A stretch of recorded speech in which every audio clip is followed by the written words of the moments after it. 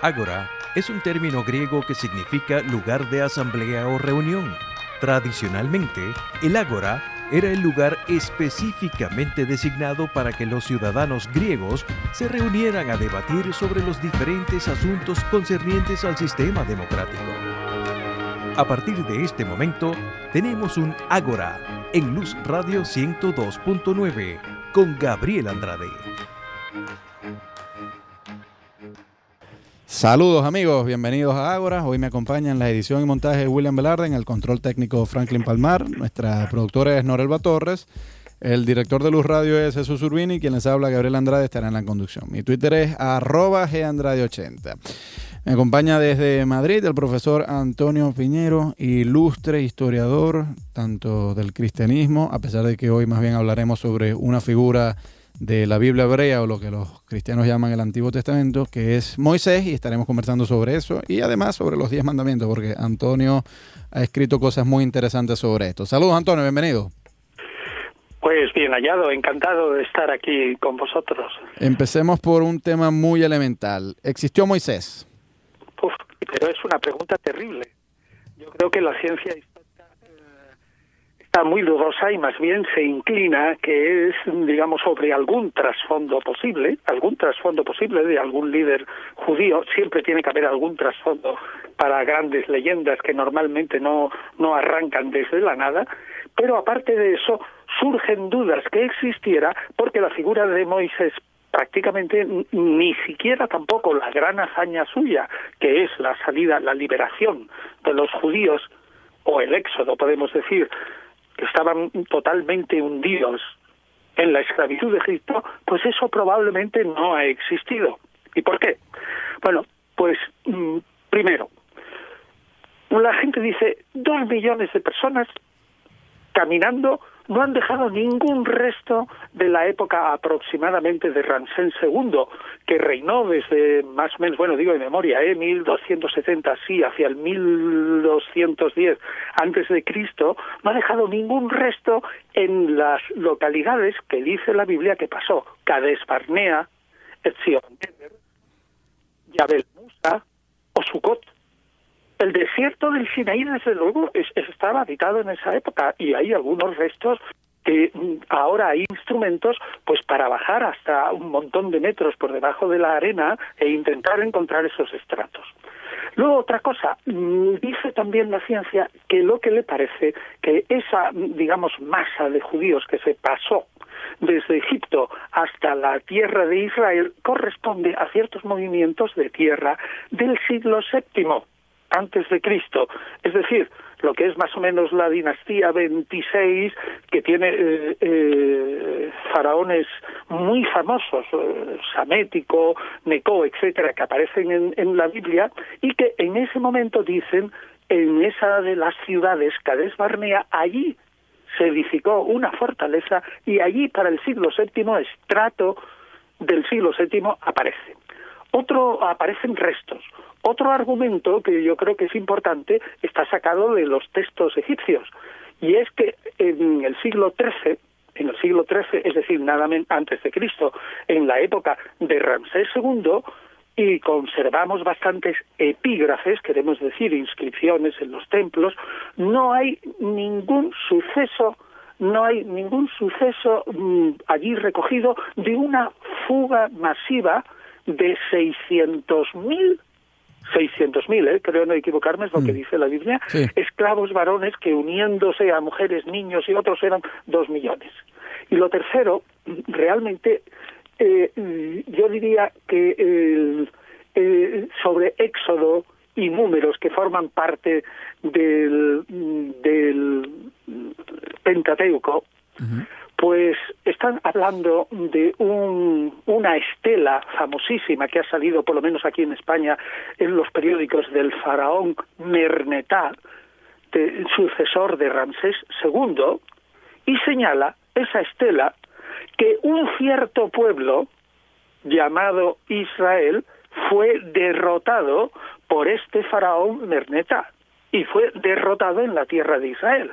Es decir, Israel, según el Éxodo, la leyenda bíblica, no existía en ese momento, sino que estaba caminando por el desierto. Bueno, existía, pero estaba caminando por el desierto.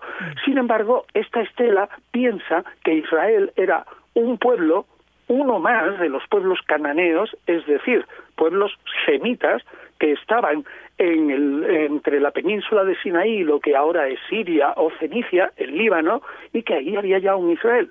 En una palabra, yo diría que entonces, en líneas generales, yo creo que todos estos tres argumentos ponen totalmente en duda que el relato bíblico de este éxodo haya ocurrido, al menos yo diría, haya ocurrido exactamente igual como lo ha narrado la Biblia.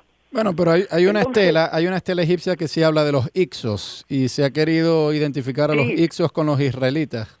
Claro, pero es que los Ixos, que son pueblos del mar y que son pueblos probablemente indoeuropeos, y que realmente esa estela es, creo, si yo no me equivoco, yo no soy, digamos, un experto tampoco, eso es del siglo XVI antes del Cristo, 1560 o algo así.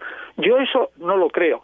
A mí lo que me parece más notable es ese conjunto de argumentos que ha aparecido en un libro ya muy antiguo, por lo menos aquí en España se tradujo hacia también hablo de memoria, que no sé si es el 2003, que es la Biblia desenterrada de Silberman y Finkelstein, en el que expone estos argumentos que yo no me los he sacado de la cabeza, sino que los he tomado de ese libro. Sí. Realmente yo diría que son tan convincentes, que según tengo entendido, ciertamente el Estado de Israel, y esto son noticias, no sé si son espurias, inmediatamente que él, como Finkelman y Silberstein, esos dos, inmediatamente que como consecuencia dijeron que no solo Moisés era dudoso, sino también la figura de David y de Salomón eran extraordinariamente dudosos, se dedicaron a aniquilar todos los estratos que fueran del siglo X antes de Cristo, de tal modo que se conservara, digamos, ya no haya pruebas del siglo X antes de Cristo, y lo único que importa al Estado de Israel es que se conserva el mito de David, sobre todo como el creador del Estado israelita. Wow, es decir, es muy grave lo que estás diciendo. Son argumentos terribles que no hemos inventado, digamos, gente que podemos decir, hombre, es que hay mucha gente que odia a los judíos y tal. No. Son obras de judíos, y lo curioso es que nadie se le ha ocurrido en Israel matar a Finkelstein y Silberman y siguen con sus puestos universitarios. O sea que todos los argumentos que he dicho están tomados de la Biblia desenterrada. Me parece que lo que estás diciendo es muy serio, porque, o sea, pareciera que estás diciendo que hay una conspiración por parte del gobierno israelí para eliminar el registro arqueológico. No es la conspiración exactamente. El gobierno israelí, eso son noticias que he dicho que quizás sean espurias, pero que da la impresión, según he oído yo, de judíos, y esto son cosas que son habladurías, que les interesa que siga el mito de David y Salomón absolutamente en pie y todo, porque eso, el mito fundacional de Israel, es lo importante. Y nosotros sabemos de verdad, porque ocurre lo mismo con Jesús y ocurre lo mismo con otros grandes hombres, que la reinterpretación, la idealización de una figura mítica repetida una y otras veces a lo largo de los siglos, hace que un mito, que en el fondo es mito literario, tenga mucha más fuerza para cohesionar a un pueblo, o en fin, o para darle un trasfondo, o lo que se quiera, que la propia realidad histórica. Bueno, en torno a Jesús, que esto tú y yo lo hemos debatido en algunas ocasiones, tú has llegado a decir que es mucho más fácil explicar la posterior historia cristiana asumiendo que Jesús existió que asumiendo que no existió. ¿Por qué en el caso de Moisés eso es distinto? No es porque sea distinto, porque en el caso de bueno, sí que es distinto, pero que quiero decir que no son comparables. Puedo decir que es mucho más fácil que existiera Jesús. Ojo, Jesús de Nazaret. No he dicho Jesús Cristo, que es la unión de Jesús y el Cristo celestial. Eso. Estamos en pleno siglo I con un montón de textos, que tenemos un montón de textos del siglo I, de escritos cristianos, y del siglo II, que son dificilísimamente explicables si no hubo un fundamento que es Jesús de Nazaret. Pero es que estamos hablando del siglo XIII antes de Cristo en el caso de Moisés. Claro.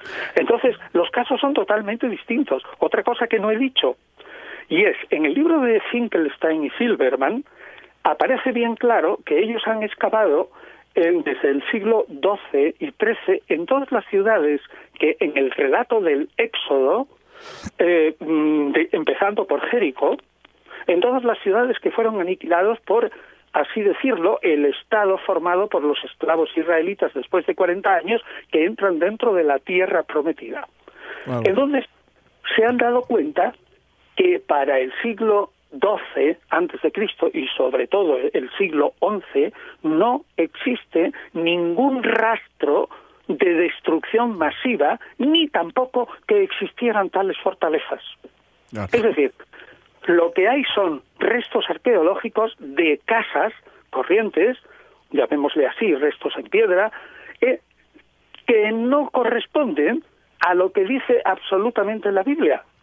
Sino que habla más bien como si en el siglo XII, antes de Cristo, la cultura que había en Israel, que era cananea, es decir, semita, de lengua semita, como el hebreo o el árabe, de alguna manera implosionó hacia adentro, es decir, tuvo un caso de un colapso normal. Bueno, vamos a ir a escuchar un tema musical y al regreso seguimos en esta conversación. @GAndrade80 es mi Twitter, escuchemos un tema de Jesús Adrián Romero. Seguimos en Ágora, @GAndrade80 es mi Twitter, converso con el profesor Antonio Piñero a propósito de Moisés y los 10 mandamientos. Has hecho referencia en el segmento anterior, Antonio, a la Biblia desenterrada, que es un libro que causó mucho impacto de Finkelstein y Silverman. Según yo recuerdo, claro, tú te basas en ese libro para hacer tus estudios. Según yo recuerdo, en ese libro ellos defendían la hipótesis de que Moisés no existió, pero además pudo haber sido un invento promovido por el rey Josías del siglo séptimo antes de Cristo. Séptimo, sí, los 600 antes de nuestra era. 600 y pico, 620 por ahí, que fue cuando se encontró. Bien, preciso. Realmente eso es lo que dice, pero ahora hay nuevas teorías, digamos, que caminan por ese mismo sendero, en el que no precisan tanto que fuera Josías el que lo hiciera, sino que fue una amalgama de una historia que se formó lentamente antes del rey Josías sobre tiempos pasados de un cierto héroe del pueblo que según dicen hay dos teorías. Una, los israelitas que al principio del siglo VII, como decíamos antes, al principio, o sea, un poco antes, como 60, 70, 80 años antes del rey Josías, pasaron hacia las tierras de Israel, llevan consigo el recuerdo de un famoso faraón, que es Akenatón, que de alguna manera fue liquidado por haber intentado promover una adoración a un Dios único. Esto sí que lo sabemos que es verdad. Y también otras historias de un famoso visir, cuyo nombre yo ahora mismo no recuerdo, de un famoso visir que en una época un poquito posterior, intentando defender a una reina madre cuyo hijo pequeño debería de ser el sucesor del trono, fue expelido por otra banda de oposición que intentaba imponer en el trono a otro faraón. Pues bien, ese gran visir lo que hizo fue marcharse, pero formar una banda de forajidos que mantuvo en jaque al Estado egipcio durante un cierto tiempo.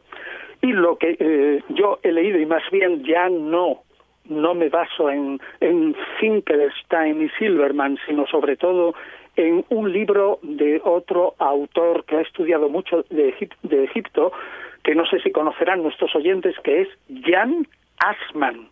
I-A-N, Jan Assmann, A-S-S-M-A-N, Jan Assmann, que ha escrito muchísimo sobre Egipto, y que es catedrático de egiptología en la Universidad de Heidelberg. Es mayor, pero no mucho, en torno a los 70 años ahora. Y entonces él opina que antes del rey Josías se debió de formar una leyenda en torno a digamos, esos eventos donde se une adoración a un Dios único, persecución y camino de masas que salen desde el occidente, Egipto, y marchan hacia oriente, Israel. Y eso se concretó en una figura que es egipcia. Es curioso. Moisés, en egipcio, significa el hombre salvado de las aguas. Correcto. Y que además no tiene nada de israelita, que está casado con una tal Séfora, cuya, por el nombre, y además lo dice la Biblia, es hija de un sacerdote de Madián. Y además ese sacerdote de Madián era adorador de Yahvé, con lo cual Yahvé sería un dios de Madián y no israelita verdaderamente. Es decir, lo que dice Assmann, para resumir, para que no se armen un gran jaleo los que nos oyen, es que había un magma de leyendas sobre un personaje jefe del antiguo pueblo israelita que en tiempo de Josías y un poco antes estaba fuertemente y bien asentado en Israel, y que al descubrirse, según la leyenda del propio Josías, un libro con las leyes de Israel, eso lo dice la Biblia, que se descubrió un manuscrito de leyes en el templo en tiempo de Josías, toda una gran camarilla en torno al rey Josías, siglo VII, 650 hasta, pongamos, 617 o por ahí, aproximadamente, siempre hablo de memoria. Ahí recogió esas leyendas del pueblo y dentro de ellas se fijó en un personaje que vivía en Egipto con nombre egipcio, que procedía de Madián, que era el defensor a ultranza de una divinidad llamada Yahvé, que era un dios único, y que él fue el que de alguna manera exportó desde Egipto, su tierra natal, hasta Israel, con una banda de esclavos en torno a esa época, y con otros israelitas que probablemente estaban en el delta, hacia el siglo VII, que es el que trae a la gente a Israel, y que de alguna manera ese personaje pues le dan el nombre de Moisés.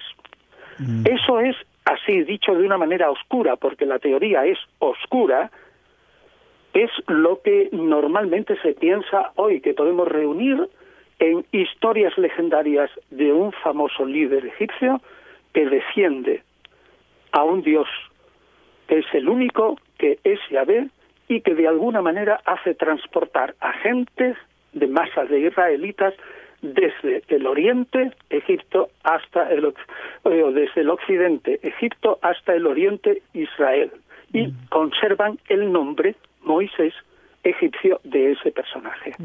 Bueno, vamos a ir alguien dirá, bueno, estos son hipótesis sobre hipótesis y tal, bien, pero si resulta que toda la historia de Moisés, y perdona, ya con esto termina, está en el Éxodo, resulta ser falsa, ¿por qué no va a ser falsa también el líder que ejecuta esa gran hazaña? Claro. Bueno, vamos a ir a escuchar un tema musical y al regreso quisiera pasar a hablar sobre los 10 mandamientos.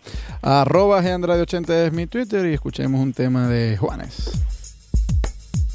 Seguimos en Ágora, @Gandrade80 es mi Twitter. Converso con el profesor Antonio Piñero a propósito de Moisés y los 10 mandamientos. Oye, Antonio, tú has escrito muchas cosas y has participado en varios programas, porque yo te he escuchado conversando sobre los 10 mandamientos. Y hay dos puntos que tú siempre mencionas y yo quisiera que tú los descartaras acá. En primer lugar, que la lista que se ofrece en Éxodo no es absolutamente concordante con la que se ofrece en Deuteronomio. Y en segundo lugar, que si uno hiciera una cuenta rigurosa, no son 10, sino 11 mandamientos. Empecemos con con la disparidad numérica. ¿De dónde sacas tú el número 11? Bueno, a la verdad yo lo que recomendaría a todos nuestros oyentes que haga lo mismo que he hecho yo y que hice yo cuando escribí ese artículo ya hace bastante tiempo y que luego lo publiqué en el blog y del que he hablado también en televisión, etcétera.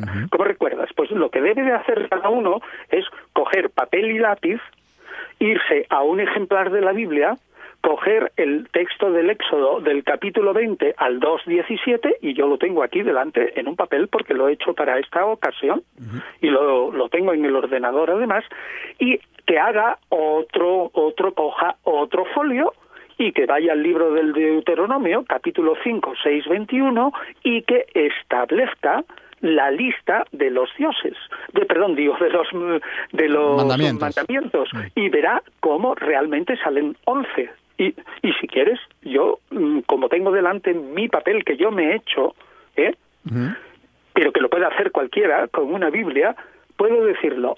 Según el Éxodo, primero, el primer mandamiento es: no hay otros dioses delante de ti. El segundo mandamiento: no hagas escultura ni imagen alguna de lo que hay arriba de los cielos. El tercero es: no tomarás en falso el nombre de Yahvé. El cuarto: santifica el sábado. El 5: honra a tu padre y a tu madre. Y a partir de ahí: no matarás. 6: no cometerás adulterio. 7: no robarás. 8: no darás falso testimonio. 9, y atención aquí, porque pone: no codiciarás la casa de tu prójimo. 10: no codiciarás. 11: la mujer de tu prójimo, ni su siervo, ni su sierva, ni su buey, ni su asno. Luego son 11. Y si uno va al Deuteronomio, tiene también lo mismo: no tendrás otros dioses, ahí cambia. No te fabricarás esculturas, número 2. No proferirás en vano el nombre de Yahvé. 4: guardarás el sábado. 5: honra a tu padre y tu madre. Y aquí ya empiezan a: no matarás, adulterarás, hurtarás, no depondrás contra tu prójimo testimonio falso, que es el 9º mandamiento, y no codiciarás la mujer de tu prójimo, separado totalmente, y no codiciarás su casa, ni su siervo, ni su criado, ni su toro. Es decir, que ¿qué tenemos en realidad? 11. Ahora bien, lo que pasa es que la Biblia habla de 10 palabras, el decálogo. Es decir, los científicos dicen, son 11, pero le debemos decir a la gente, es que no solamente hay 2 formas que creemos con 11 mandamientos, que luego, como veremos si quieres y da tiempo, se reducen a 10, sino es que en realidad son 3 listas. Una. También haría falta tener el libro de la Biblia delante. En Éxodo, capítulo 34, tenemos un decálogo que es exclusivamente ritual, es decir, que no habla nada de no matarás, no adulterarás, sino lo que dice es, pues tienes que guardar la fiesta de los ácimos, ciertamente no te harás dioses de metal, celebrarás la fiesta de la semana, 3 veces al año te prosternarás ante Yahvé. Es decir, que hay un primer decálogo que no es el típico que nosotros conocemos, sino que es un decálogo, entre comillas, de preceptos puramente rituales. ¿Y por qué? ¿Por qué sospechamos realmente que hubo al principio estos 2 y que están de hecho recogidos aquí? Pues por una cosa bastante sencilla, porque el mismo libro del Éxodo dice que Dios dio el decálogo 2 veces. La primera vez se lo dio a Moisés y le ordenó escribirlos en tablas de piedra. Y baja Moisés así, muy contento con sus tablas de piedra, y de repente se encuentra con la escena del becerro de oro. Y que están los israelitas adorando a Israel ahí, que se han olvidado de Yahvé. Y entonces, esto creo que lo conocemos los que estudiamos historia sagrada de pequeñitos, en la escuela o en el colegio, cogió con mucha furia y tiró las tablas de la ley al suelo. Y se rompieron. Y luego tuvo que subir otra vez, y Dios le dio unos segundos mandamientos. Entonces, los estudiosos del antiguo mandamiento, del antiguo decálogo y del Antiguo Testamento dicen: esta historia de Yahvé, que da un primer decálogo y que es roto por Moisés enfurecido, y que luego Yahvé da un segundo decálogo, quiere decir que es que hubo en realidad a lo largo de la historia 2 decálogos. Uno está recogido en Éxodo número 34, y otro está recogido, que es el ritual, ritos, es decir, pues guarda las fiestas de la semana, lo del primogénito, vete a visitar el templo de Yahvé, etc. Y otro decálogo, el que nosotros conocemos, que es el que está recogido en el capítulo 20. ¿Y por qué también? Otro detalle, que yo no sé si está caído en la cuenta la gente. Si estudiamos también la Biblia y vemos dónde se hizo este gran momento de que Dios dio el decálogo, vemos que en la mayoría de las veces se dice que Dios dio el decálogo en el monte Sinaí. Uh-huh. Sin embargo, en el Éxodo aparece, una vez al menos, que dio Dios el decálogo en el monte Horeb, en 2 montes.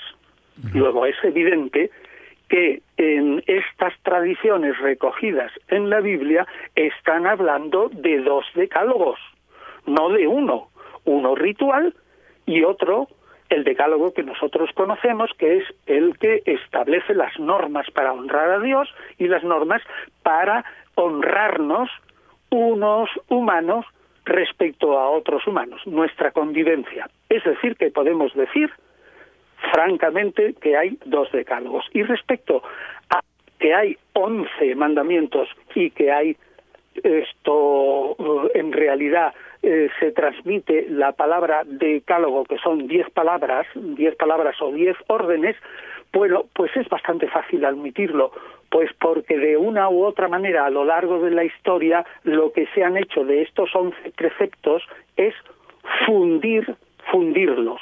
Hay 2 maneras de fundirlo. Fundir 2 preceptos en uno. Si tú tomas, y recordemos que yo tengo delante, que me lo he hecho con papel y lápiz, un esquema del Éxodo y otro esquema del Deuteronomio. Uh-huh. Si yo fundo en el Éxodo el primer mandamiento, no habrá otros dioses delante de ti, y no te harás escultura ni imagen alguna de lo que hay arriba en los cielos, ya resulta que los he unido en no adorarás a otro Dios que no sea Yahvé. Y entonces ya tengo 10 mandamientos. O al revés, si yo dejo esos 2 mandamientos separados, 1, adorar a un solo Dios, 2, no hacer imágenes ni de él ni de un otro, pero junto la prohibición de tener deseos de la mujer del prójimo y de codiciar el siervo, la sierva, la casa, el buey y el asno, y los junto, pues tengo también 10 mandamientos. Sí, claro. Bueno, vamos a ir a escuchar un tema musical, Antonio, y al regreso seguimos exponiendo esto, porque quizás hay algún matiz que yo quisiera hacer. @Gandrade80 es mi Twitter, escuchemos de Ricardo Montaner, La Gloria de Dios. Seguimos en Ágora, @Gandrade80 es mi Twitter. Converso con el profesor Antonio Piñero a propósito de los 10 mandamientos y de Moisés. Y claro, tú has venido diciendo en el segmento anterior, Antonio, que en realidad son 11, pero que dependiendo de cómo se amalgame, pues ya desde el principio los autores bíblicos trataron de reducirlos a 10, pero en realidad había 11. Todo va a depender de cuáles se sinteticen. Exactamente, y eso se ve, es que, por ejemplo, los católicos y los luteranos, yo creo que, si no me equivoco, creo recordar, creo que es así, los católicos y los luteranos, es decir, la iglesia, llamemos occidental, hacen la amalgama fundiendo en un único precepto la adoración a Dios y la prohibición de las imágenes. Sí. Mientras que los judíos y la iglesia oriental separan, no adorarás a Dios y no hagas imagen no solo de Dios, sino de ninguna otra, ni divinidad, ninguna, ni nada de nada. No se hacen imágenes ni del Dios verdadero, ni de los falsos, ni nada. Y eso es como lo interpretan los judíos y la iglesia oriental. Creo que no me equivoco. Bueno, pues eso tiene mucha importancia. Para mí me parece que los judíos y la iglesia oriental son los que hacen la amalgamación correcta. ¿Por qué?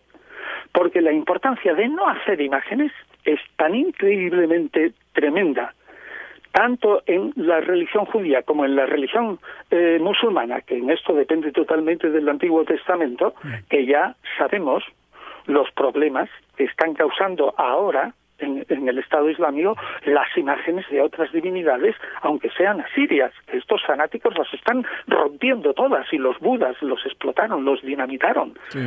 Y también sabemos, por Flavio Josefo, los problemas que tuvo Herodes el Grande por haber permitido algunas imágenes, como por ejemplo el águila en la Puerta Hermosa en el templo. Vamos, que en otra ocasión estuvieron también a punto 10 personajes de coaligarse en un complot y de, meterle un puñal a Herodes el Grande. Se descubrió y los 10 fueron asesinados, del mismo modo que aquellos que, creyendo que Herodes el Grande había muerto, tiraron a hachazos el águila dorada que había en una de las puertas del templo. Fueron, como el rey no había muerto, se enteró, fueron también quemados vivos. O también lo que le pasó a Poncio Pilato cuando entró en Jerusalén de noche con las enseñas de las legiones romanas que portaban la imagen del emperador. Bueno, se armó un cisco de tal calibre que Poncio Pilato salió corriendo a Cesarea, pero un montón de judíos fue a Cesarea y se postró allí más de una semana, y al final, vamos, en el último momento, cuando ya a los judíos que allí estaban, Poncio Pilato los rodeó con un montón de soldados y sacaron las espadas y le dijo Poncio Pilato: os mato si no cesáis en esta protesta. Y todos tranquilamente desnudaron sus camisolas o sus túnicas y ofrecieron el cuello, y el que tuvo que ceder es Poncio Pilato. Sí. Por lo cual yo creo que los judíos son correctos al pensar que hay, digamos, dos preceptos muy nítidos. Uno, tú no puedes adorar nada más que a Yahvé, o en el caso de la religión que procede el Islam, nada más que a Alá, es decir, Dios. Sí. Y segundo, tú no puedes fabricar imágenes ni de la divinidad verdadera, ni de la ajena, ni de la falsa, porque induces haciendo imágenes, y por eso machacan todos los dioses alados de los asirios en la ciudad de Nimrud, como hemos visto, machacando esos toros alados y las esfinges y todo esto. Dicen, porque esas son imágenes falsas de los dioses que son en realidad demonios, y no permitiremos que los demonios, falsos dioses, dominen a nuestros creyentes. Total, que nos encontramos aquí con que los 10 mandamientos han sido una amalgamación de 11, y que yo creo que tienen más razón los judíos y la Iglesia Oriental cuando separan nítidamente lo de los dos primeros. No adorar nada más que a Yahvé y no hacer imágenes. Claro, según lo entiendo, entonces pareciera que la forma en que los luteranos y los católicos amalgaman esto matizan un poco la prohibición de hacer imágenes. Entonces, claro, es una forma muy conveniente de amalgamar estos dos mandamientos para dar a entender que no está mal fabricar una estatua de la Virgen, porque no se está diciendo expresamente pues que está prohibido. Efectivamente, y que no tenemos por qué aniquilar a los dioses alados de Nimrud. Claro. O también tiene una ventaja también. Si tú separas nítidamente no codiciar a la mujer ajena, y lo separas nítidamente y no codicies ni su casa, no codicies los bienes ajenos, ¿no? Sí. Que son dos, te encontrarás con la dificultad que por qué has prohibido antes no adulterar, y segundo, porque luego prohíbes no codiciar a la mujer ajena, pero das un mayor relieve a la mujer. Claro. Lo cual quiere decir que estamos ante una formulación posterior. Claro. Con lo cual podemos iniciar el tema, si tuviéramos tiempo, de los estratos del Decálogo, porque el Decálogo de ninguna manera, y esto lo afirmo claramente, de ninguna manera, según cualquier estudio filológico e histórico, puede decirse que tal cual, y ya lo hemos indicado con esto de la amalgama, que tal cual salió de la boca de Moisés, tal como nosotros lo aprendemos en el catecismo. De ninguna manera, sino que tuvo un desarrollo de por lo menos 3 siglos. Bueno, eso lo dejaremos para otra ocasión, pero ya casi nos vamos, Antonio, pero sí quería plantearte lo siguiente. Toda esta crítica a los dioses aliados, a los dioses alados de los asirios y los pueblos vecinos, los cananeos y tal, ¿Cómo se pudo congeniar con los querubines del Arca de la Alianza, que obviamente son figuras aladas que están ahí? Pues porque eso sí que lo conocemos a lo largo del estudio de la teología del Antiguo Testamento, y es que los judíos desmitologizaron y desdivinizaron las imágenes y los dioses del panteón cananeo. Uh-huh. En el momento en que desmitologizas y dices solo hay un dios y aceptas de algún modo que existen malos espíritus, bueno, pues reduces esos dioses secundarios a malos espíritus y más tarde, pues a ángeles rebeldes y demonios maléficos. O sea que es un proceso de racionalización dentro de la religión judía y un proceso de desmitificación, porque en realidad el Decálogo y todas las narraciones que vemos en el Génesis de la creación del mundo y del diluvio y todo eso son narraciones anteriores, sumerias y luego acádico-babilónicas, que han sido recogidos por los judíos, sobre todo en el exilio, y que las han desmitificado. La Biblia tiene esas narraciones que ya nosotros les llamamos míticas, pero de un color menos mítico que esas mismas narraciones, por ejemplo, en los sumerios. Oye, Antonio, muy agradecido por haber recibido esta llamada y esperamos poder contar contigo en una futura ocasión.